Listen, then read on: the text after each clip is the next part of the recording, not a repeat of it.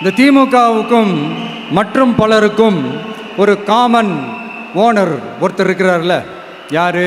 பாஜக. அதில் ஒரு பாஜக மந்திரி ஒருத்தர் சொல்கிறாரு, விஜய் என்னப்பா, விஜய் நடிங்க, விஜய் நடிங்க, விஜய் நடிங்க, விஜய் நடிங்க. ஆமாம், நான் நடிகன் தான், இப்போ யாரும் இல்லைன்டா. என்னமோ இவர் என்னமோ புதுசாக கண்டுபிடிச்ச மாதிரி. ஆனால் நான் அரசியலுக்கு வந்துட்டு நடிக்கலை, அரசியல்லாம் நான் நடிக்கலை. ஆனால் நீங்கள் என்ன பண்ணுறீங்க?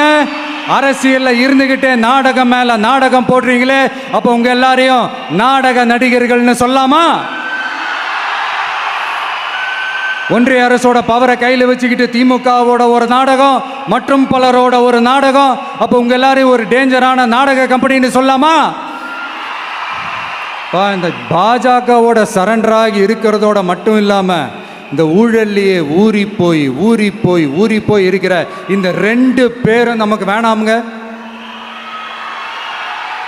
புதுசா ஃப்ரெஷ்ஷா ஒரு நல்லாட்சி கொடுக்கக்கூடிய, ஒரு மாற்றத்தை கொடுக்கக்கூடிய நம்மளுடைய டிவிகேவை நாம் எல்லாருமா சேர்ந்து கொண்டு வருவோம், நாம் எல்லாருமா சேர்ந்து கொண்டாடுவோம். இது ஒரு மாற்றத்திற்கான ஒரு தேர்தல். சும்மா மாற்றி ஓட்டு போட்டுக்கிறதுக்கு பேர் மாற்றம் கிடையாது. புதுசாக ஃப்ரெஷ்ஷாக ஒருத்தவங்களை கொண்டு வர்றதுக்கு பேர் தான் அந்த மாற்றம்.